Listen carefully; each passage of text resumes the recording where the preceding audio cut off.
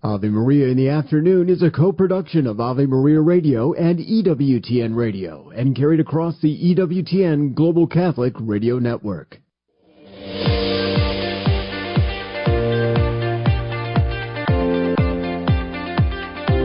Welcome to Ave Maria in the Afternoon, examining the world through the lens of faith from the heart of the Church to help us navigate the culture. Here's Dr. Marcus Peter. Good afternoon. Thank you for joining us on this hour of Ave Maria in the Afternoon. I'm Marcus Peter. This hour, we are blessed to be joined by my friend Dr. Matthew Bunson of EWTN News.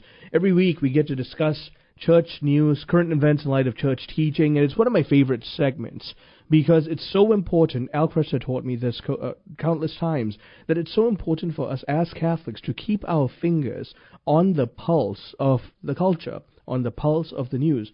Not because we want to be obsessed about the news, rather because we understand that Christ is Lord over creation, over reality, and in fact, over the ebbs and flows of human history, including current news. And so, one of the things that we are going to be talking about with Matthew is China's DeepSeek AI. I want to return to this in a bit. I want to open, however, with an issue that has arisen. This was a syncretistic theory put forth by a priest, a religion-teaching priest, and it was that Jesus is a yogi. Now, this concept of Jesus as a yogi, this is what this priest put out. In the 30 years of hidden life, Jesus was most likely to not remain in Nazareth, but went to India or other countries.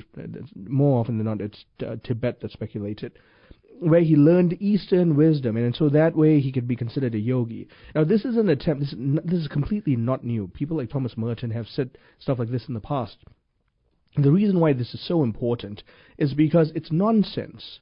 There's zero historical evidence for this to begin with. And in fact, if you pierce through the veil, you see that this claim is outlandish, but it also negates the historical statements of Jesus Christ that were patently exclusive.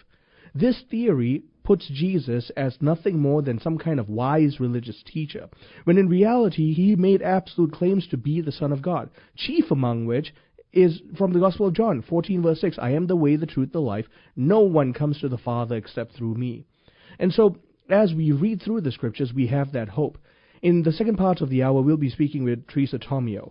The Christian life is a journey through pilgrimage. We are a pilgrim church. And so when we undertake even physical pilgrimages here on earth, they participate in the grander pilgrimage of our journey from now unto eternal life. And so we talk about this with Teresa and pilgrimages that can be taken in Italy. All of this we talk about after the headlines. Thanks, Marcus. Good afternoon, everyone. This is your Ave Maria Radio News for Thursday, February 6th. It's the Feast of St. Paul Miki and Companions. Today's news brought to you by Ave Maria University. Your vocation location is at avemaria.edu. President Trump says the country has to bring religion back. We have to bring it back much stronger. It's one of the biggest problems that we've had over the last fairly long period of time. Speaking at the National Prayer Breakfast at the U.S. Capitol, Trump said the country is always and will be one nation under God. He also said that God was watching over him on that day last July when someone tried to assassinate him. The National Prayer Breakfast is a bipartisan event that has been held annually for more than 7 decades. A second judge is now blocking President Trump's executive order related to birthright citizenship. Washington Attorney General Nick Brown says Trump overstepped. We're back to the status quo that we've had in this country for 150 years, that you are an American if you are born on U.S. soil. Trump signed the order on his first day in office to narrow birthright citizenship so it doesn't apply to children born in the U.S. to parents that don't have a permanent legal status. A federal judge is putting on pause the Trump administration's so-called deferred resignation offer to federal employees. The judge ordering the deadline for workers to make their decision until at least Monday. The original deadline was set for the end of today. The pause allows for arguments over the offer at a hearing set for next week. The New Orleans Catholic Archbishop is denying claims that he fired the leadership of a church-backed food bank after they opposed a plan to use donations to settle lawsuits with the victims of sexual abuse. Archbishop Gregory Amon blaming himself for not speaking out earlier. He says the workers were removed because they refused to sign paperwork that would have protected both them and the church from lawsuits. That's something the workers dispute. From your AveMariaRadio.net news desk, I'm Steve Clark. Good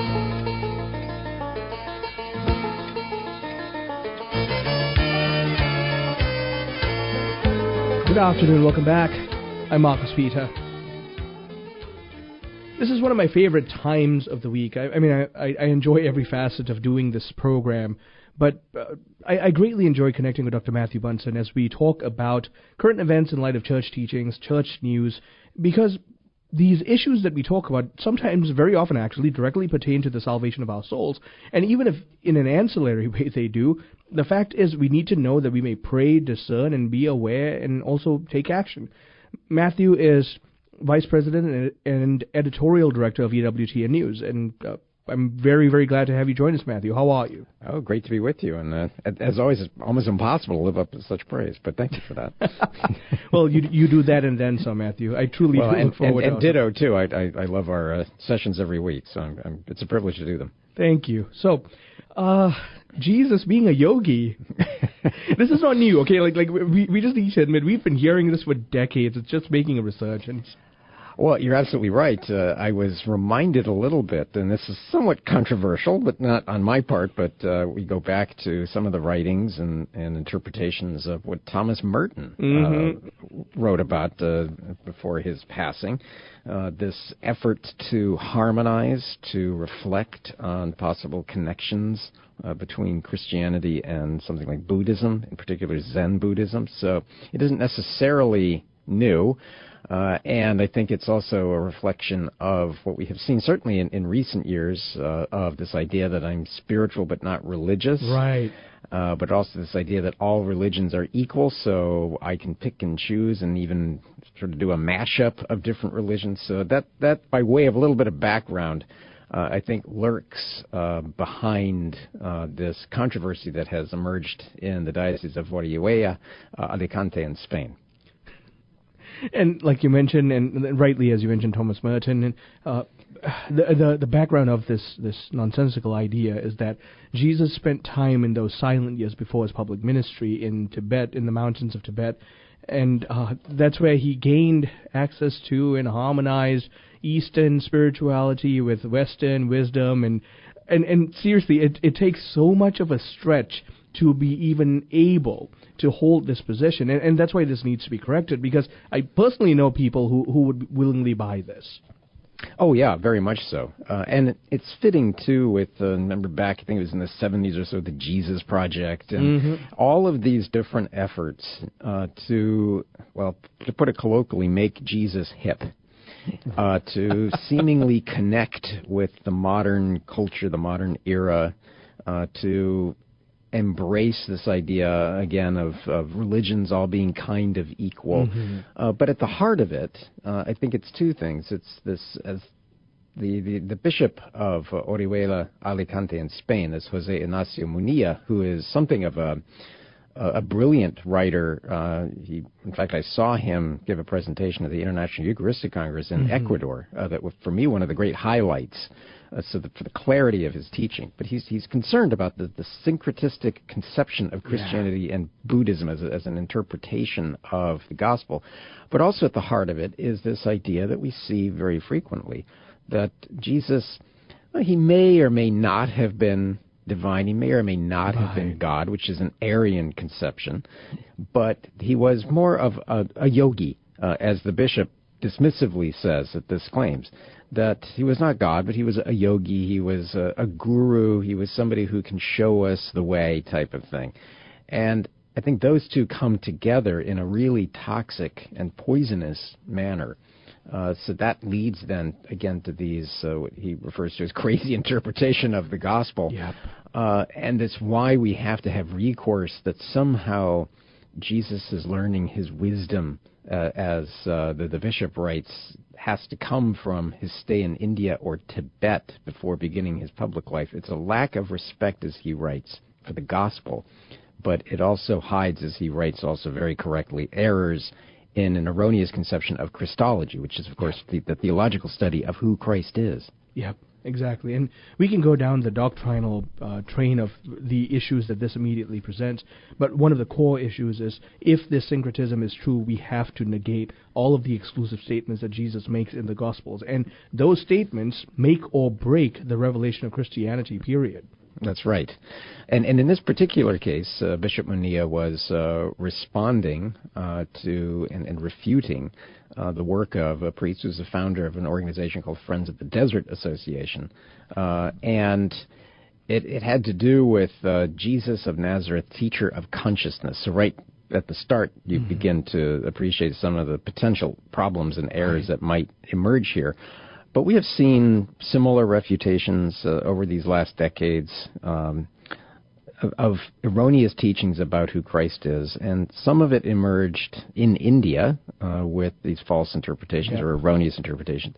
In this case, I think it's sort of coming from the other direction in the sense that now we're seeing, or have been seeing, certain Western theologians or even just priests in general making these claims, and certain lay theologians making these claims. Yep. And God bless them. Thank God for bishops who are willing to stand up and correct this nonsense. I want to move on just to touch very briefly. As we touched on last week, J.D. Vance made certain statements about the USCCB and receiving funding on illegal immigration. CNA has a good piece out called How the Catholic Church Partners with the U.S. Government to Serve Migrants. Very briefly, let's make sure that we get the truth out there about the issue. Well, that's right.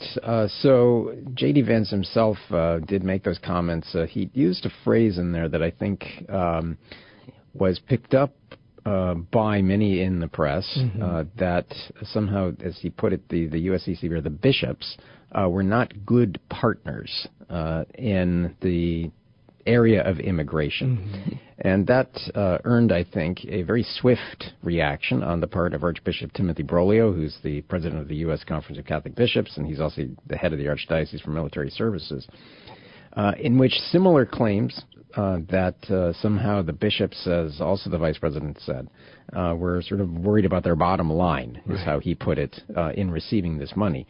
And I think Archbishop Broglio, he did this actually on an Italian television station, talked about the fact that we spend, as he put it, more than we receive to help the poor. So the number that's been thrown around, $100 million, that is dedicated to assistance, we know from their own accounting, and the bishops themselves have these audits every year, we know that they spend significantly more than that every year on these services. So this isn't something that could actually help the bottom line. Yep. One of the things that I think that we're seeing, though, is that, and you and I talked about this in the aftermath of the election, that every administration is going to have those areas of agreement with the bishops and areas of disagreement. And in the previous administration, it had to do with an intrinsic evil, which was the wild support, the radical support of the Biden administration for things like abortion, and then moving into other areas of deep concern for Catholics, and especially from the moral teaching side, on gender and transgender ideology.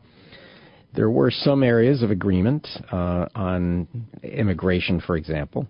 I don't think many of the bishops were in favor, for example, of the wide open policies of what were interpreted, at least, as the wide open policy of the Biden administration. Now we're seeing, in some ways, the reverse, the mirror of this, that there is much, as the U.S. bishops across the country, and as the conference would say, much to agree with the Trump administration in its swift moves in the area of transgender ideology, with the executive orders, also the restoration of the Mexico City policy and other things on abortion.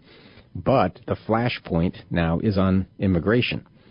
So this is an area that we see historically exists. So in some ways this is playing out as we would have anticipated, but I think there has been some surprise at how swiftly the Trump administration has moved and the degree to which it seems willing to defund. And that's exactly then this flashpoint over defunding of potential Catholic organizations. We're hearing things like Catholic Relief Services and Catholic Charities. Right, exactly. And And we need to exercise our own prudential judgment in the way we sift through the news, because it's all too easy to want to establish a particular narrative that demonizes, especially in this case, the USCCB. But there's more at play, like you've just described. My guest, Dr. Matthew Bunson. We're talking about current events in light of church teachings and church news. Stay tuned as we continue the segment in the next hour. I'm Marcus Peter.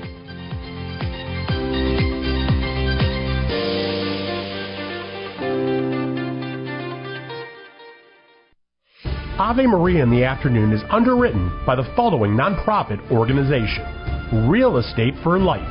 Buying or selling your home or business property? Real Estate for Life can connect you with one of 1,400 pro-life real estate agents around the world. When Real Estate for Life receives a referral fee, they donate 70% to Ave Maria Radio and Human Life International. More information at realestateforlife.org or 877-LIFE-US1. That's realestateforlife.org. Hi, Vanessa Denhagarmo here, inviting you to tune into Epiphany. We're made to praise God and celebrate our faith. I want to encourage listeners to connect, communicate, and collaborate with the faith community. Life is a journey, and along the way we have those epiphany moments that bring us closer to Christ. Please partner with me and celebrate the diversity of our Catholic Church. Epiphany, weekdays at noon, only on Ave Maria Radio. Italy aficionado Teresa Tomeo's newest book is now out on the Ave Maria online store. In Italy's Shrines and Wonders, Teresa Tomeo provides how best to navigate the most popular sites, best routes, and how to best to soak in all the beauty Italy has to offer. She also shares the most inspiring journeys to make your Italy excursion utterly unforgettable. Italy's Shrines and Wonders from Catholic Connections Teresa Tomeo can be purchased at AveMariaRadio.net. When your children consider going to college, where are you going to find a place that will prepare them for the future and build on the foundation that you've laid? The answer? Ave Maria University. With an authentically Catholic curriculum including 35 majors, AMU prepares students to take on the world. I've seen the difference in my son since he's been at Ave Maria. He's happy, he's excited about what he's going to do with his degree, and he's living his faith. Learn more at avemaria.edu. That's avemaria.edu. Good afternoon, welcome back. I'm Marcus Peter. My guest, Dr. Matthew Bunson, Vice President, Editorial Director of EWTN News. We're talking about church news, current events in light of church teaching. So, Matthew, I want to pick up on a different thread here. The St. Louis Archdiocese, they've taken a stance against one of their pastors, and it has to do with an issue that's continually rearing its ugly head in terms of pastoral prudence. So just tell us a little more about that. Yeah, in this case, we were just talking about Bishop Munilla in Spain trying to clarify who Christ is. Mm-hmm. So Christology, in this case, the Archdiocese of St. Louis has had to very clearly distance itself from the comments of one of their own priests who was testifying in the Missouri House Committee hearing on a bill basically that would look at a ban on transgender procedures for minors. Now, this is as we say, it's a prudential judgment. It also it veers directly into Catholic moral teaching, Catholic social teaching, bioethics from a Catholic moral standpoint, and to have a priest actually testifying during a Missouri House Committee on a bill like this, I think, came as a surprise to a lot of people.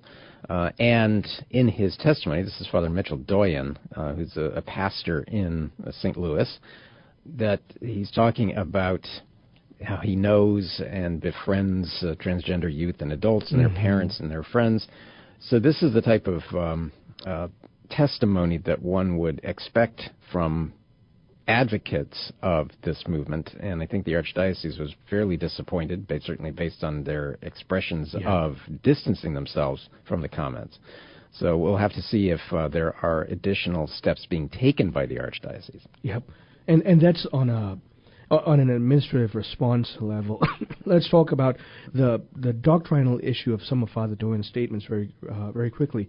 Their desire to live fully human, authentic, graceful, and gifted lives in our community is a profound blessing to us. The Church doesn't deny that, But the church is concerned about medical procedures that can cause irreparable and definitely not beneficial. It's not beneficial to them, but irreparable harm to them, rather than facilitate their true human flourishing. Well, that's right. And that's why the Archdiocese, to its great credit, went some distance in saying that the priest in question was speaking on his own behalf, and that his comments, and this is what I really appreciate about their statement, did not accurately reflect church teaching. So we obviously have the Catechism of the Catholic Church, which is clear, but we also have a statement just a couple of years ago by the U.S. bishops talking specifically as a warning about surgical or chemical interventions, and as they put it, that aim to transform the sexual characteristics of the body into those of the opposite sex.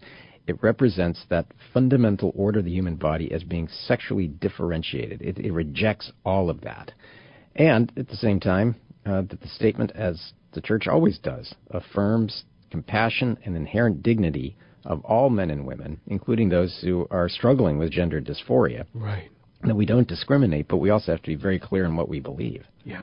And that's crucial for us to understand. We're not discriminating their personhood. We're not discriminating their dignity as human persons. But we have concern. We genuinely stand against the lie that God made a mistake in the way he designed them, and therefore that medical intervention, surgical intervention, is the solution here. Rather, we argue that acceptance of the gift of their personality is exactly what God is calling them to do.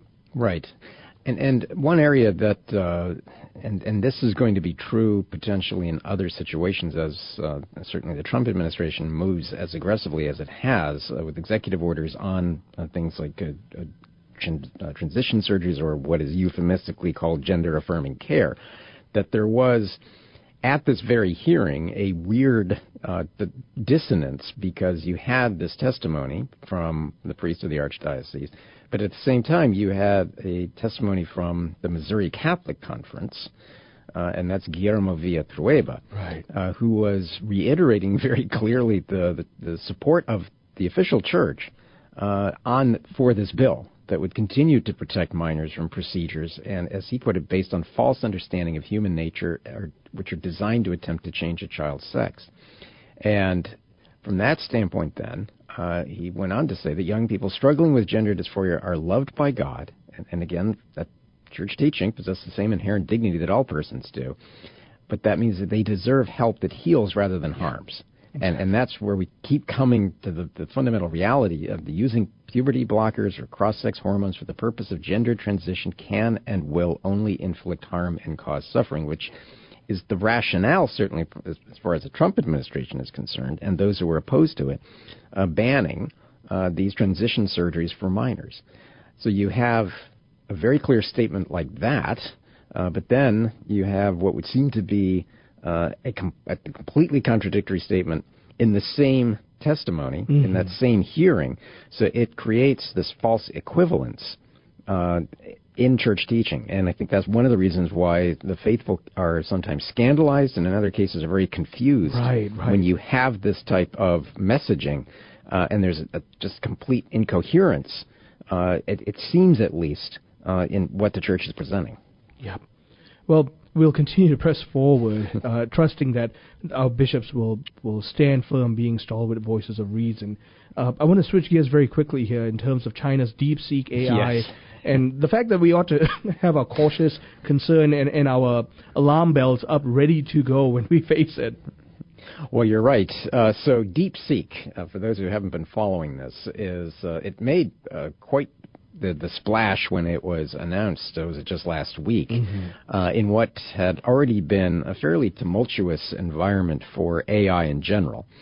This is China's new official artificial intelligence chatbot. So it's an AI chatbot that very clearly challenges some of the others, I think in particular OpenAI and its ChatGPT, that you can download it to the smartphone, and it really did directly impact stocks. It had an impact on Wall Street. And what this is basically a Chinese government's version of a chatbot. So the question, of course, that's asked, and this is something it's fun on one hand, but alarming and horrifying on the other, because you start posing questions to DeepSeek from two directions. One, what does the church actually teach? But then you start asking it questions, as the National Catholic Register did. That's Courtney Mares, who did what I'm referring to as a deep dive into DeepSeek. Asking these questions about, okay, what is the censorship that might happen? So she was very programmed. She systematically put DeepSeek through its paces, and what she found was that some questions were answered fully, but then were censored literally moments later in live time.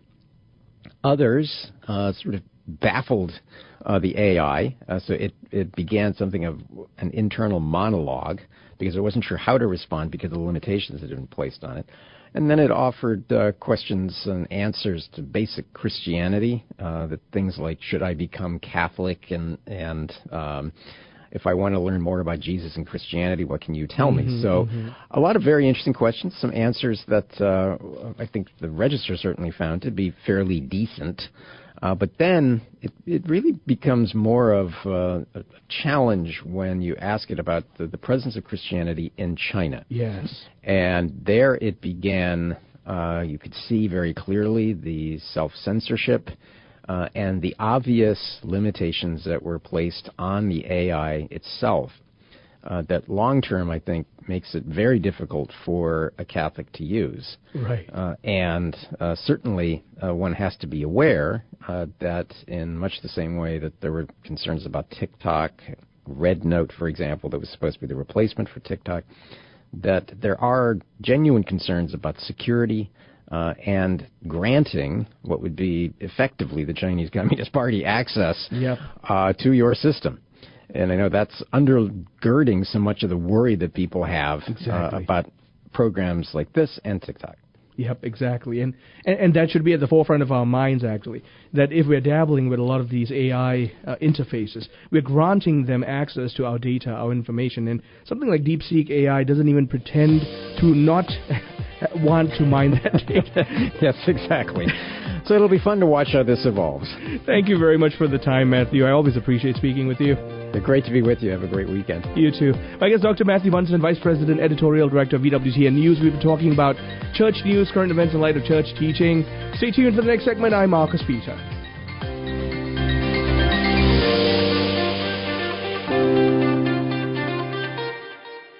The most amazing saints from modern times, John Paul II, Maximilian Kolbe, and Maria Faustina with the Divine Mercy. This is Steve Ray. We invite you to join us on a pilgrimage to Poland and experience this incredible Catholic country, the land of saints, Catholic culture, gorgeous churches and shrines, and delicious food. Join us next April as we again visit Poland, one of our favorite pilgrimage destinations. Find the Ave Maria Radio Travel tab at AveMariaRadio.net. Support for this Ave Maria radio program comes in part by the non-for-profit St. Anthony Services. Are you shopping for mortgage products, Catholic investing, Catholic health, real estate, or estate planning? StAnthonyServices.org can help you find a Catholic professional for these needs. They regularly connect faithful citizens with faith-based professionals that share our Christian values. More information at StAnthonyServices.org or 877-LIFE-US1. Italy aficionado Teresa Tomeo's newest book is now out on the Ave Maria online store. In Italy's Shrines and Wonders, Teresa Tomeo provides how best to navigate the most popular sites, best routes, and how to best to soak in all the beauty Italy has to offer. She also shares the most inspiring journeys to make your Italy excursion utterly unforgettable. Italy's Shrines and Wonders from Catholic Connections Teresa Tomeo can be purchased at AveMariaRadio.net. When your children consider going to college, where are you going to find a place that will prepare them for the future and build on the foundation that you've laid? The answer? Ave Maria University.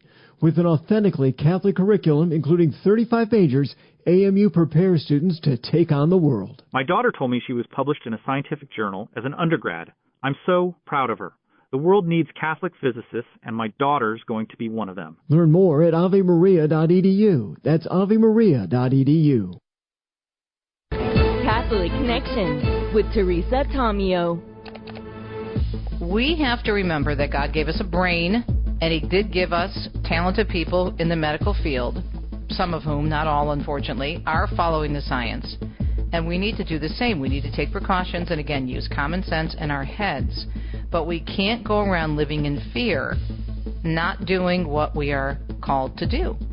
And in many cases, that is to travel, to go see loved ones, to go on a retreat, to maybe go on a pilgrimage. We have to be, at all times, a people of faith. And we have to remember that the phrase, be not afraid, appears some 365 times in Scripture. Coincidence? I think not. Catholic Connection, Teresa Tomeo. Weekdays, 9 a.m. Eastern, on EWTN Radio. Dr. Ray Guarendi. Two of the hardest words to say in the English language. I'm sorry. I'll ask couples, when was the last time you said I'm sorry? I think it was our wedding rehearsal dinner. I spilled some coffee on her lap. I said, hey, sorry about that. Why is I'm sorry so hard to say? What does it mean to you? Are you saying you're a failure? Are you saying I'm wrong? Are you saying, if I say I'm sorry, I'm admitting it's all my fault? I'm sorry are two of the softest words in a relationship in the English language. I'm sorry, very hard to say, very easy on relationships.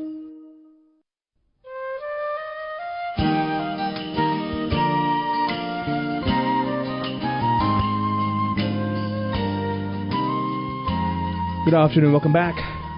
I'm Marcus Peter. We are a pilgrim church, and that means that all of us are on journey, in via, as St. Thomas Aquinas would say, from now unto our entry into eternal life. And one of the ways in which we can participate in this pilgrim heritage and pilgrim identity of the church is by going on pilgrimages. And Teresa Tomeo, who is the host of Catholic Connection on Ave Maria Radio and co-produced by EWTN, is the author of Italy Shrines and Wonders, covering sacred spaces, fascinating places, and destinations off the beaten path. Teresa, thank you for joining us. How many times have you been to Italy? Thanks, Marcus, for having me on. I appreciate it. We were trying to figure that out. At least 60, probably closer to 70 times now, since for the past 23, 24 years. Yeah. Mm-hmm. So this whole question, at the beginning of your book, especially with the words that John Hale wrote pertaining to this identity of being a pilgrim, let's begin there. Let's frame the conversation there. This question of participating in pilgrimages, whether local, international, how does it lend to our journey unto heaven? I think it's super important, and again, thanks for mentioning John. John, of course, is our partner at Ave Maria Radio with Corporate Travel Service, and not only wrote the preface to the book, but actually wrote 3 very powerful testimonies from several of our pilgrims who have been with us, who had life-changing experiences on those trips that we've taken over the many years we've done our pilgrimages to Italy. And I think it's really important, and one of the things I also stress, too, is that if we're doing a pilgrimage to the Jubilee year, we can start at home. For example, in the Diocese of Lansing, where you are, in the Archdiocese of Detroit, where I am, both of our bishops are doing an incredible job of helping us understand the idea of pilgrimage. We are a pilgrim people. This is not our home, so we are always on pilgrimage in every day of our life. And so in the year of this Jubilee year of hope, it's important for us to focus on that even more deeply. And it's a journey. It is about journeying with God, but I think taking it more seriously in the form of a pilgrimage. And that's what I tried to do with this book, and especially in a place like Italy, which is an incredible opportunity. Even if you don't go with an organized group to do it on your own, it really lends itself to some deep reflection, some deep meditation, and really rethinking that whole idea of pilgrimage. Mm-hmm. And when you think about Italy, for example, in terms of that location in Central Europe and its significance in the narrative of Scripture and salvation history, and then you expand that into early church history, in fact, church history to this very day, what is the significance of Italy when it comes to the life of the church at large? I think for me right now, in this very, there's so much upheaval in our world, and still, even after the election here in the United States, there's a great deal of division in the country, and sometimes we feel as Christians that this is our first rodeo. We haven't seen this before. We haven't seen this level of animosity or attacks on the church or attacks on individual people, what's been going on in our culture. And yet when you go to Europe, you mentioned Europe, of course, having been to Poland, having been to the Middle East and many other Catholic holy sites, especially in Italy, it reminds us that, no, this is not our first rodeo. You know, it says in Ecclesiastes, nothing new under the sun. And when you go to these different places, considering how far they go back, and you walk in the footprints of so many great doctors of the church, saints of the church all over Italy, you know, whether it's Thomas Aquinas, Catherine of Siena, or even, of course, the apostles Paul and Peter, which are so central to Rome, it really gives you the sense of the universal church and that the church has been with us. And what our Lord says in Matthew 16:18, he means, you know, the gates of hell are not going to prevail against the church because it's his church. And it gives us so much, and that's why I love the theme for this year, for the Jubilee Year, hope. It gives us so much hope because we see these saints and what they've gone through and how they address many of the issues that we are addressing today, especially in the church. So I think it's very encouraging when you go to Italy, even though many of the churches are basically built on, you know, the blood of the martyrs, people that were martyred for the faith. But again, it's a reminder that the church has been around for a long time and is going to remain because Christ said so. And at the heart of it all is the eternal city, and that's as good a place as any to begin, because the blood of the martyrs is, in fact, the seat of the church, and in fact, the central spiritual identity of Rome comes from the fact that especially Peter and Paul and all the apostles in some way have shed their blood there. Right. And so let's start in Rome. That's a great place because most people, when they're going on pilgrimage to Italy, obviously Rome is a huge part of that. So what I always tell people, though, Marcus, is when you're doing this, and I mentioned this in the book, Italy is meant to be savored. It's meant to be savored, of course, because it's one of the great places for good wine and good food. But more than that, it's meant to be savored in terms of experiencing it from a faithful perspective, from a meditative reflection perspective. And so you go to Rome, and obviously you want to see the major basilicas because during a holy year, the indulgences you can receive, and that starts, of course, with St. Peter's. And then, of course, there's St. Paul outside the walls, there's St. John Lateran, St. Mary Major. Beyond that, there's many other opportunities that the church has set up, which is really, really great. If you go to the Vatican website for the Jubilee year, each month they have different celebrations. For example, this month of February, unfortunately, Deacon Dom and I can't attend it, but they are having a diaconate Jubilee for deacons and their families from around the world. They're also having a Jubilee for the military. So they're encompassing a lot of different apostolates and ministries with special charisms along this journey. So when you're going through, you know, St. Peter's or St. John Lateran or any of the other major churches, there's this feeling that you're being carried with other pilgrims. So those are some of the main sites. I mentioned the major basilicas. You have ancient Rome, the Colosseum. You have the Roman Forum. You have the Pantheon, which used to be a pagan temple, which, of course, has been a beautiful Catholic church for many centuries. You have the catacombs. You have the Scavi tour under St. Peter's. So those are the main sites in Rome that you start with. And I always tell people, do not do more than one tour a day because you're going to be, especially if it's your first time, you're going to be so overwhelmed by the beauty and the information and the history of our faith. You just don't know what to do with it all, and you need time just to take a breath and, again, ponder it. And so I suggest one tour a day, maybe starting with St. Peter's and the Vatican museums, and then the next day maybe doing the other major basilicas, maybe even skip a day and then do ancient Rome. You have to pace yourself if you really want to have any experience, but if you want to have a proper pilgrimage experience, you have to stop and you have to make time to reflect. It's huge, huge. This opens that grander question of what pilgrimages can do, especially blessed pilgrimage sites, and that is to reinduct us to that experience of what objective beauty looks like, because beauty as a transcendental participates in the grander essence that is God himself. And Rome and Italy encapsulate this beautifully, but we don't see this, especially in modernity, especially here in the West. So experiencing things like the four major basilicas or even the Pantheon gives us a foretaste of this. And so just comment on that, how the experience of that kind of a beauty helps us contemplate heaven. Yeah, it's a really great point and great question. And going back to the book, there's several testimonies that I mentioned, and the people that are interviewed in the book, including Mike Ritchie, who's local, Lori Maher, who's local, and of course actually Sister Rita, who's now down at Steubenville, but she's also from southeastern Michigan. It was actually the beauty and the experience of being in these churches and being in the countryside, let's say in Umbria of Assisi, that spark them to look deeper into themselves and spark them also to look up to the heavens and realize. So what I try to do is to tell people, okay, when you're going to see, for example, the Pietà, you walk into St. Peter's and it's just so overwhelming. You look to the right and there's the Pietà, right? It's just, you can't even believe you're looking at it. And you're so amazed by the gift of the artist who did these great religious pieces of art. Mm-hmm. You're pondering the art itself. You're pondering the artist. And then my hope, as I say in the book, is not only are you pondering the art, the artist, but who made the artist? Mm-hmm. Who gave the artist that gift to be able to do that type of a piece, which is so incredible, whether it be, the Baldacchino or the Bernini fountains or, again, the Pietà or the Sistine Chapel.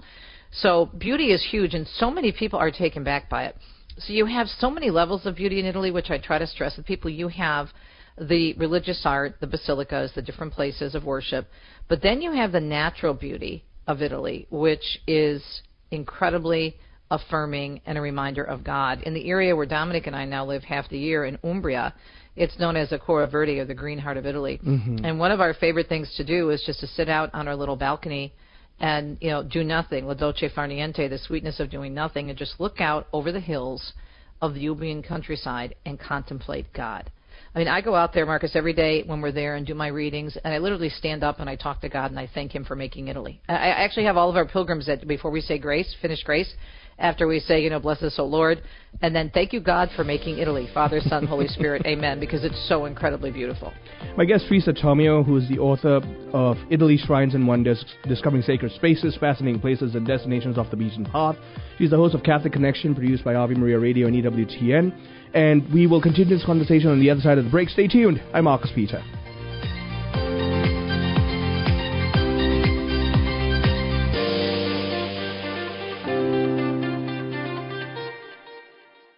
This program brought to you in part by Ave Maria, Florida, a big kind of small town where golf carts take you everywhere and there's always something fun around the corner. Discover championship golf, resort-style amenities, and a town center full of shopping and dining. With Ave Maria University and Ave Maria Catholic Church at its heart, it's a community full of connection and charm. More than 25 model homes are available for viewing. More information can be found at AveMaria.com. That's AveMaria.com. Ave Maria in the Afternoon is underwritten by the following nonprofit organization: Real Estate for Life. Buying or selling your home or business property? Real Estate for Life can connect you with one of 1,400 pro-life real estate agents around the world. When Real Estate for Life receives a referral fee, they donate 70% to Ave Maria Radio and Human Life International. More information at realestateforlife.org or 877-LIFE-US1. That's realestateforlife.org. The wisdom of Mother Angelica. You remember the time I said on the air, go to confession. And when you're done, go out and have a big ice cream soda. Celebrate. And a man wrote to me, he says, I hadn't gone to confession in 30 years. Do you mind if I went and had a pizza? I said, have 20 pizzas. EWTN. Live truth. Live Catholic. When your children consider going to college, where are you going to find a place that will prepare them for the future and build on the foundation that you've laid? The answer? Ave Maria University. With an authentically Catholic curriculum, including 35 majors, AMU prepares students to take on the world. I've seen the difference in my son since he's been at Ave Maria. He's happy, he's excited about what he's going to do with his degree, and he's living his faith. Learn more at avemaria.edu. That's avemaria.edu. It's time for Family Man with Dr. Gregory Popcha. St. Gregory of Nazianzus once said, "He who does acts of mercy should do so with cheerfulness. The grace of a good deed is doubled when it's done with promptness and speed." The best way most of us can learn this approach to Christian service is in our family lives. That's why prompt, generous, consistent, and cheerful attention to each other's needs is such an important part of the liturgy of domestic church life. Every day, ask each other this life-changing question: what's one small thing each of us can do to make each other's lives a little easier or more pleasant? Then remember to do those things as a way of letting God's love shine out through you in your family. To discover more ways your family can celebrate the liturgy of domestic church life, check out the newest editions of Parenting with Grace and visit CatholicCounselors.com. I'm Dr. Greg Popchak, but you can call me Family Man. To discover more ways faith can enrich your life, visit CatholicCounselors.com.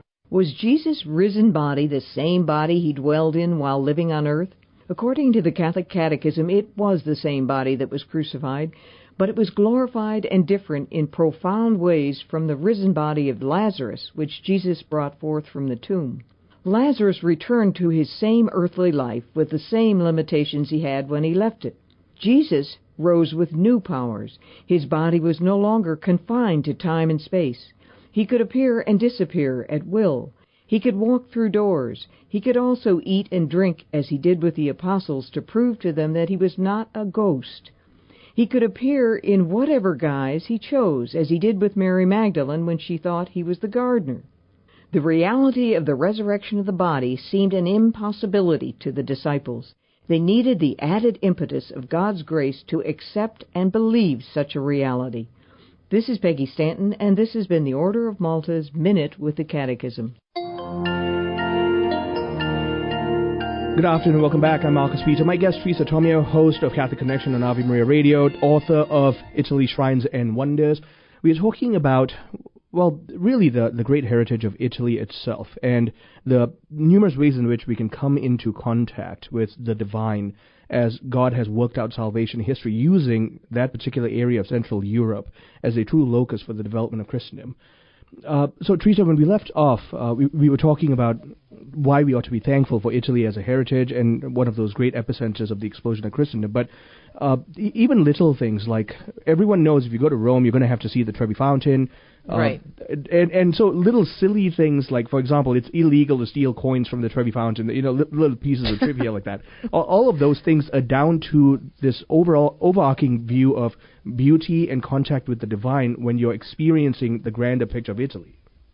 That's so true, and I have a great story associated with the pilgrimage we just did last October that I'll get to in just a second. But, what I love about being Catholic, so many things, but we're not just, our faith teaches us that the body, of course, based on the incarnation of our Lord, is so important. We're not just a soul or spirit flying around somewhere. Mm-hmm. So being, in the image and likeness of God, the Imago Dei, and being human, and being a part of this earth with God created, and which Jesus recognized and so often in his parables, to the people of his day.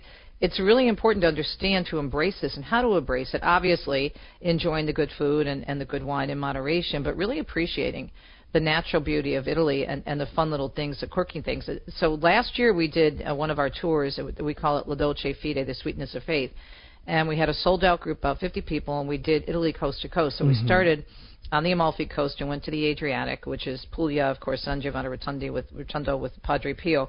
And our last stop, Marcus, was this really quaint town along the Adriatic coast, and it's called Pugliano al Mare. It's a beautiful coastal town, and we stayed at a really nice resort, a little bit inland, about a mile from the coast.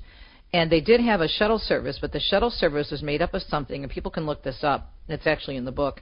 It's this little vehicle that's called a tuk-tuk. T-U-K, T-U-K. And you know what they are. They're these little cars, right? And they're super tiny, and there's one seat in the front for the driver, and there's like a two-seater in the back. They're not made for people like me, for sure. But they're fun. And so it was so funny because, so we're seeing all these great things. We're seeing the tomb of the great Padre Pio. We're, seeing all these different beautiful basilicas all over, southern Italy and the Amalfi Coast and St. Andrews and whatnot. And yet that little experience on the tuk-tuk was so joyful. People got such a kick out of that, just as you're referencing the Trevi Fountain. That is part of the joy that you get if you open yourself up, because, yes, you get the joy from praying at the tombs of the great saints, obviously, and seeing these magnificent basilicas, whether we're in Bari for St. Nicholas or, of course, in San Giovanni Rotondo for Padre Pio or up in Gargano for St. Michael. But the idea of joy from your gut, from your soul, to experience something as simple as a tuk-tuk, that was one of the highlights of the trip. And again, we were Italy coast to coast, from the Amalfi Coast to the Adriatic, but just something fun like that. I think it's a part of who we are as human beings, joyful human beings, right? Right. That participation in that spirit of adventure that, unfortunately, modernity and the Industrial Revolution has killed. But that's a different conversation. So one of those things that that going on a pilgrimage, especially a prolonged one, will allow you to do is you're not just encountering those core things that are so wondrous about, for example, the Vatican City and Rome, right? You also have these subsidiary things. For example, I've known about Santa Maria Trastevere for a long time now because of its historical heritage. It's one of the few churches in Central Europe that borrows from the Eastern Catholic tradition and heritage of iconography, but with a distinctly Latin lean. So you've been there. Comment on that. Oh yeah, many times. And that church it's a very interesting location. It fits into exactly what we're talking about because you have Santa Maria in Trastevere, which is known for its iconography and also its mosaics, and it is in the main piazza of Trastevere, which is probably the most popular neighborhood in Rome, which people flock to because of its great restaurants and wine bars and music and festivals. So you've got that great combination, right, of the history of the church, of the beauty, of the art, and then you have this joy of living La Dolce Fide, the sweet life, right, of Italy. And so I think that combination is super important, and I don't think you find it in too many other places in Europe. I've had the privilege of being all over Europe in many places, and all the countries I've been to are blessed and beautiful, especially with the Catholic history in many of them. But Italy has a sense of they don't live to work, they work to live. In other words, life comes first to them, which I think we don't have anymore in the United States. No, my first job was in Ferrari, and so we had to really work with the Italians for getting parts, and it would take 3 to 4 months to order parts because that's how slowly they worked. And it wasn't a condemnation of them, it's just their work philosophy. They worked in order that they may have a good life. So, and how long were your pronzos when you were working with the guys at Ferrari? I can imagine you were there for a couple hours, right, having your lunch and whatnot. Oh, no. I worked. We had long hours, and it was just collaborating with them that was the difficult thing, right? But let's move on. One of the things that you highlight in your book, in terms of especially Ostia Antica, the reason why it holds a special place in my heart, it has to do with the life of St. Augustine of Hippo and being on that side of the Tiber. And the funny thing about that analogy of him converting, which is crossing the Tiber literally. So tell us about the spiritual significance of that area. Oh my gosh. Well, Ostia Antica, and it's interesting you should bring that up because when most people think of archaeological sites or famous sites or ruins of Italy, they obviously think of, Herculaneum, which was a resort area in the Pompeii, Naples area, and then Pompeii, which is the city. And so, the people would live in the city and go to their resorts in Herculaneum, and both places are phenomenal. And then, of course, you have Paestum on the other south end of the Amalfi Coast, which is Greek temples and other places. You can see so much great archaeology. But then, you have Ostia Antica. And it's kind of like I would describe it as, Marcus, almost a mini Pompeii. It's not quite as large, but it is an ancient Roman port city located on the mouth of the Tiber that at the time was extremely important. And there's great stories, of course, attached to it with St. Monica and St. Augustine. And so there's that story of them. But where it's located now, obviously it's inland because of the way the geography has shifted. The topography has shifted over the centuries. But this is a great place to go, even, let's say, if you're not a person who wants to stay in Pompeii all day long, which I really recommend because it's phenomenal. But this is something you can do. Again, getting back to the fun and the little kind of fun things you could do in Rome, is you could stop in Ostia Antica and do your own walking tour and then get back on the train and head out to the beach because it is close to the beach. It used to be on the water, but now you could still do that in the day. Deacon Dom and I did that a couple of years ago. We were there in the summer, and we wanted to go to Ostia Antica because I love St. Augustine and St. Monica. And so we did that, did our own little tour, walking tour, and then we went out to the beach. So that is a very important place history-wise, connected to Monica and Augustine, and very easy to get to from Rome. One of those things you can do on your own. Right. So let's expand geographically. If we're talking about historical heritage, you've got that great Etruscan city, Tarquinia, and everything that it has to teach us in terms of also our heritage of Western civilization today. And you know what, Tarquinia is something that I hadn't been to until one of our wonderful guides through corporate travel and our partners in Rome about 5 or 6 years ago said we were concentrating on Lazio and Umbria for one of our tours, and she said, you really need to take them to dive more deeply into the Etruscan history. Now, people may be familiar, for example, with Orvieto in Umbria, which is an Etruscan town, right, built by the Etruscans, and, of course, the home of the famous Eucharistic miracle of Bolsena. But not many people go further, and they really should, because Tarquinia has this whole area associated with the Etruscans, and one of the best museums based on this civilization in all of Italy, and I would say, of course, in that part of the world. And so you go there, Marcus, and you walk through this museum, which is several floors high.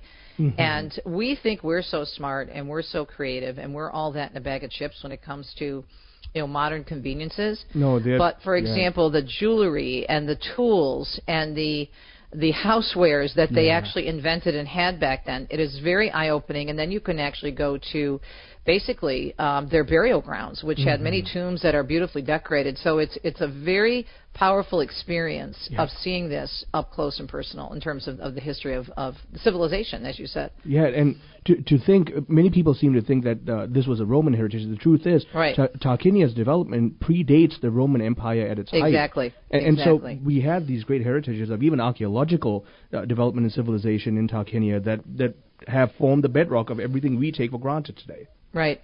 And that's the thing that I wanted to bring out in the book, because when I'm sure you're noticing this, you're a lot younger than I am, but in social media, and being that you were an educator for so long, you know how social media impacts young people and all of us. And what I'm seeing now is that influencers, unfortunately, are really doing a disservice to Italy's history, which is why I wanted to include so much of what we talked about today in the book, because they post these pictures, very romantic pictures, whether you're up on Cinque Terre in Liguria or you're down on the Amalfi Coast, and posing in front of the beach on Positano and the famous iconic view of the church in the background and the cupola, and they make it seem, and it is very romantic and beautiful, but people go there just for that experience. They can take their picture and put it on Facebook, and they don't stop, and they don't learn, and they don't breathe in the culture, which is a real shame. So I'm really hoping to get people to use this as an armchair pilgrimage. We're even doing an online series through EWTN. And I shot on location while I was still over in Umbria. We shot all over on location, giving people lessons of the history, not only of the saints associated with the different segments I'm doing, but also the history of the various areas, to make them give it a second look. So if we're talking about saints, we can't miss talking about Umbria. It's got the strongest hagiographical heritage of all of Italy and Central Europe. So let's touch on that. Oh, wow. Well, there's so many. Obviously, most famous would be St. Francis of Assisi and St. Clare of Assisi. But then you also have, in the beautiful hilltop town of Todi, which is in between Orvieto and Assisi, is Blessed Jacopani. And Blessed Jacopani was a great poet, a great writer, and he also, of course, is most known for the Stabat Mater at the Crosser Station Keeping, which we still use today. So right in this little town, you have this blessed who actually had his reversion to the faith because of his wife who had been praying for him. It's a whole other story that I describe in the book. And so then if you head north, a little bit north, you're going to go to Assisi, and you have Santa Chiara, and you have St. Francis, and then also in Assisi now you have the tomb of soon-to-be St. Carlo Acutis, who's buried there. He's not from there, but he's buried there. And then if you keep going east, you have Montefalco, and you have St. Clare of Montefalco, St. Clare of the Cross, and then going even further east, I know we have to wrap up because I hear the music, but you have the birthplace of St. Benedict and St. Scholastica, and that's just to name a few. And those are two of my favorite places in Italy. Thank you very much, Teresa. My guest, Teresa Tomeo, host of Catholic Connection on Ave Maria Radio and EWTN, author of Italy, Shrines and Wonders. We've been talking about how the Christian faith is ultimately a general pilgrimage, and going on pilgrimage strengthens that. Thank you for joining us. I'm Marcus Peter.